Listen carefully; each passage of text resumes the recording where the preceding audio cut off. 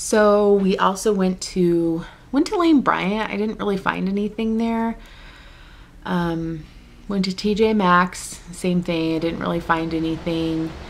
We did go to Yankee Candle, which is based out of Massachusetts. I didn't realize that because we do have Yankee Candle here. It's just usually like outlet stores or sold at like Ross or TJ Maxx. So that was cool to see Yankee Candle, and I bought some of those melts because I have burners. I'm actually burning candles right now, ironically. But I bought melts from the Yankee Candle, and they were a little bit less expensive than if I were to buy a big jar, because I was trying to be mindful of money. And they also had the second store, which was right next door, and that was for items that were like chipped or damaged or just not as good of quality to be sold in like the main store. Also stemming from Massachusetts is Dunkin' Donuts. It cracked me up because I swear there's a Dunkin' Donuts on every corner, and it's just, it is what it is, and people were so shocked, I think, that I was so shocked about the Dunkin' Donuts. I was like, there is another Dunkin' Donuts. This is crazy, but it's just normal there. So yeah, that cracked me up. I did buy a couple of iced coffees from Dunkin' Donuts because I do like their coffee, and I did not have any donuts. Yay, that was a little tough. This girl likes a good donut, but I'm in recovery. So let's see. The houses were awesome. I just can't get over the architecture there. Yeah, wow. Most of them were at least 2-story, if not more. And houses here are mainly 1-story. So that was pretty cool to see. And all the old houses, and some, like in Amy's house, there was, the bathroom door opened out instead of in. She actually has a dining room, a kitchen, and then a pantry. So in her kitchen, she has a fridge, stove, table, but the pantry had the sink, the cupboards, the dishes, the silverware.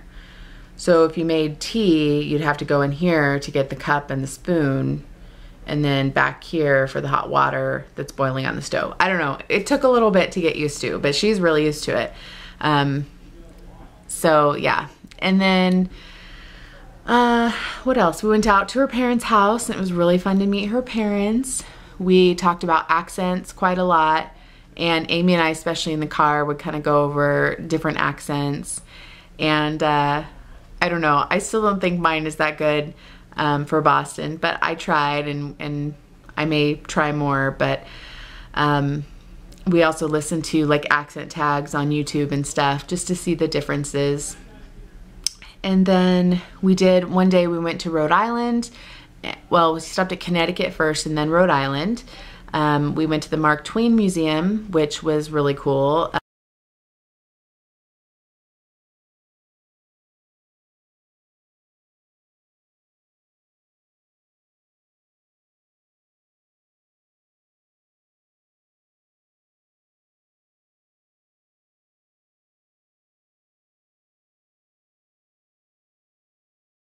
We looked around his house. I was a little bit like bummed because I like the idea of something original, not a replica. So this was the actual house, but it had been completely redone.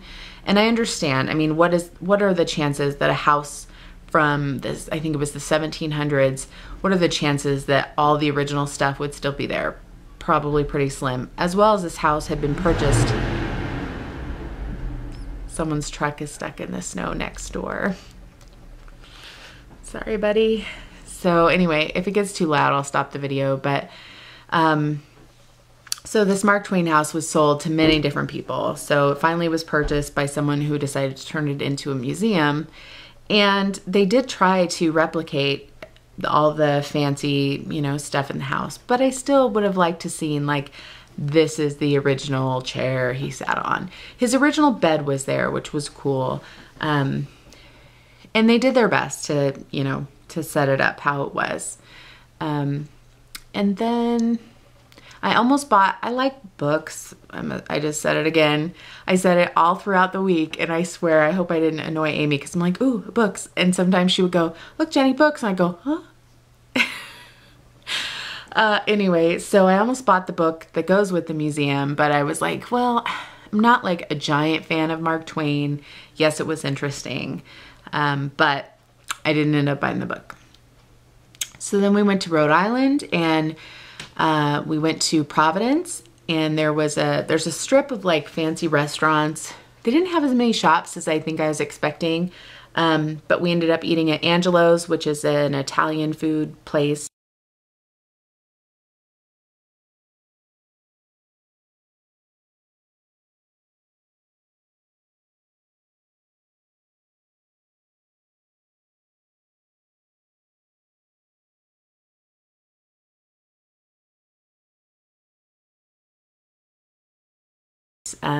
Really like original. I don't know if that's the right word, but I think it's like old school Italian. So that was really good. Again, diners, drive-ins, and dives had been there.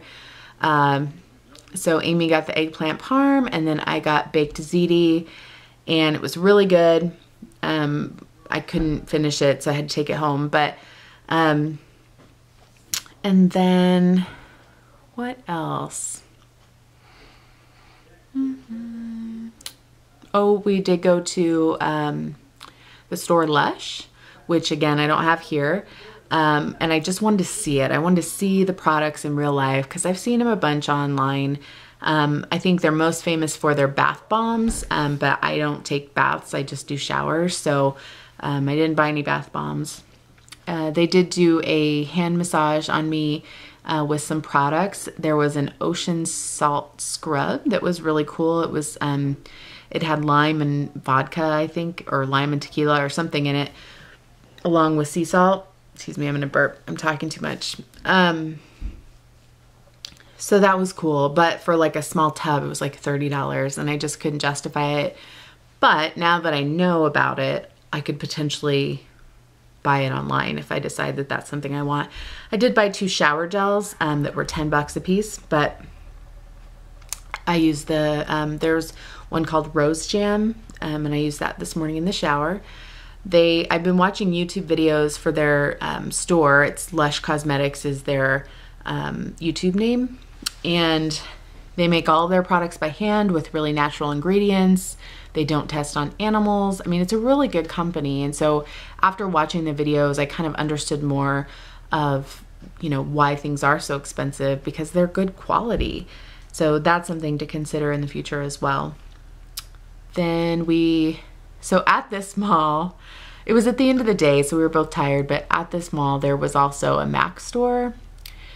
Again, the Mac store here is just a little corner shop in a Macy's. So to see an actual Mac store, I was just like, mind blown. Too much. So we didn't go in there, because I knew like I can't spend that kind of money right now. But there were all sorts of stores in that mall that I'm like, don't look. So what else? Trying to think if there was any other interesting food that I had. I tried to kind of sample, you know, local stuff. We did go to TGI Fridays. That's not so local. But so that was fun. I've never been to a TGI Fridays, and the waitress was really nice. And yeah, so one day we spent a full day at Salem, Massachusetts, which is known for its witchy, you know, stuff, the Salem witch trials. And so they've kind of embraced that and made a whole little town. This was obviously the off season, being that Halloween has just happened.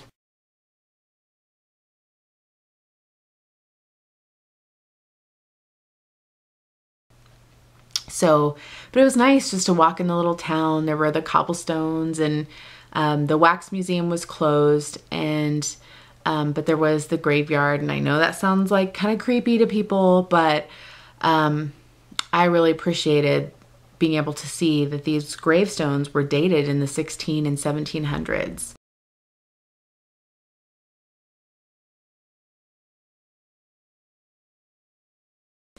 And just the wording on them, like, so they usually would say "here lies," but they would spell it L-Y-E-S. Some of the gravestones were so old you couldn't even read them at all. One said something like "here lies Mad Abigail so-and-so," and we just thought it was kind of funny that they named her Mad Abigail. So yeah, so that was interesting. And then we got to a little shop. I bought some keychains and some magnets, and again, they had this whole little section of little books. So I bought a little book on the gravestones and kind of the history of them.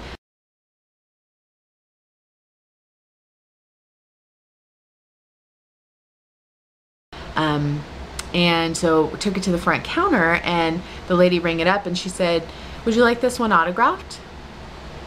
And I said, "Sure." She said, "Well, I wrote it." And we were like, "Oh my God, that's awesome." So she signed it to me, and it was just really cool that Amy and I mean, literally, like, we went from the gravestones to that store.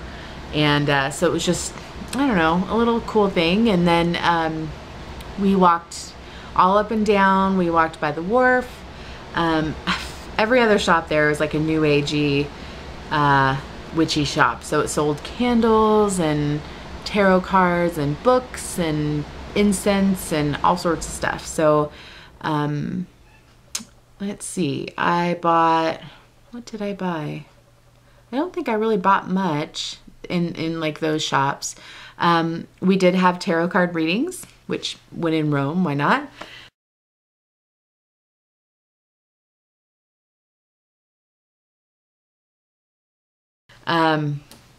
And that was fun. I'm not going to share what mine said because it's just way too personal, but it felt like validation for sure. And I do believe that people can be guided by tarot cards. So, and then we went to a tour of the witch house, which was a house from the, I can't remember if it's 1600s or 1700s. I think it might be late 1600s.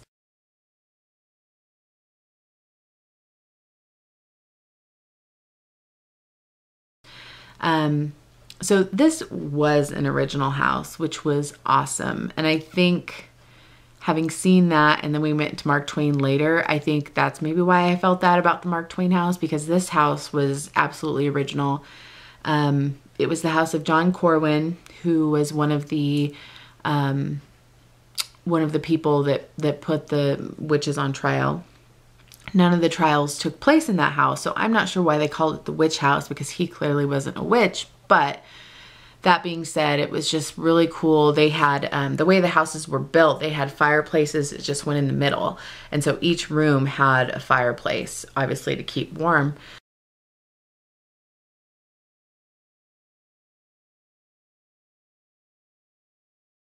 And then you got to see like the beds that were there,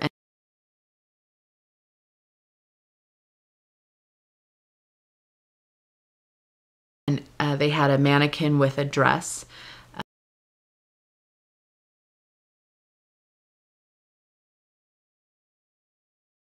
They had what else? I mean, it was just awesome, you know, just awesome. You couldn't really take pictures with a flash, so the pictures I did take are really dark, you know, but I'll include those in the montage as well. Also, I bought 3 books there because I thought they were really interesting. And I should have brought them for this video, I'm sorry. One was called The Complete Housewife, but it was spelled, complete is C-O-M-P-L-E-A-T. And then housewife was spelled S-U-S-W-I-F-E. So I don't know, that's like husband, like huswife.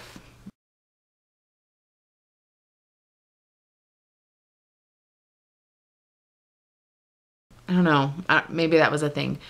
But you know, I'm sure it's supposed to be housewife or whatever. Housewife to us. So they had like old recipes and different like cleaning things. I don't know, just like, it was interesting. So that was one of the books. The other book was called Sugar and Spice and Everything Else or something.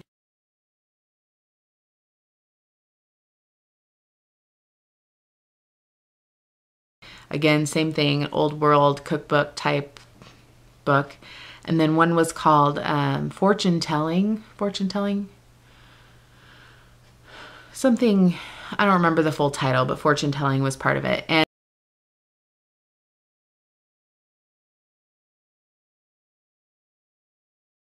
And so this one had like how to read, like how to make playing cards into tarot cards. So like what a 3 of hearts would mean. And then it also had dice. So if you threw 3 dice and you had a 2, a 1, and a 5, you know, it would tell you kind of what that meant. You know, I'm not a witch. I'm not like, you know, a psychic, anything like that. But I think it's fun, and I can appreciate that, you know, I don't know. I just think it's fun. Superstition and whatever. So I really enjoyed Salem.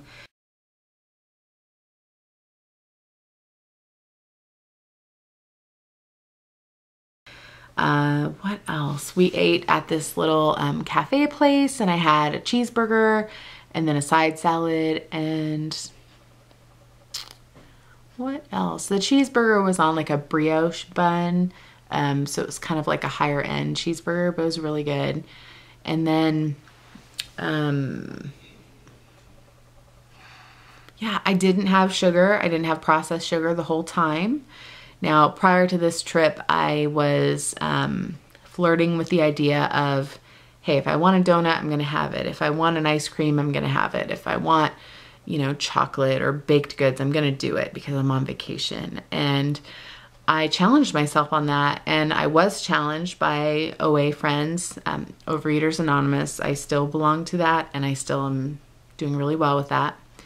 And by my therapist, you know, you don't need sugar to have a good time. And I was scared to commit to that, but I committed to that, and I did great, and I'm really, really proud of myself. So, I know I'm forgetting things. Friday, I didn't fly out till 4. So before we went to the airport, we went to the Boston Tea Party Museum.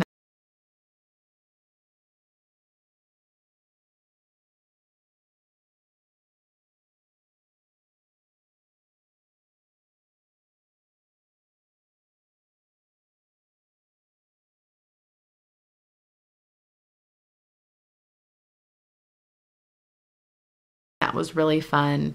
That was actually a really great museum because they had all this high-tech stuff, and it was like really cool. We got to go on the boat, and I did film, it was all reenactment, so I did film, you know, the throwing over the tea, and Amy had the idea of we should bring tea bags and just throw them over as our, you know, I don't know, we're dorks. We didn't bring the tea bags though. And then I got some cute little ornaments to give to my niece and nephews. And yeah, I bought a bunch of magnets and I put them up. I don't feel like it's going to be my last trip to Boston. I feel drawn there, and you know, not just because of Amy, but because of the town. Like, I felt really comfortable.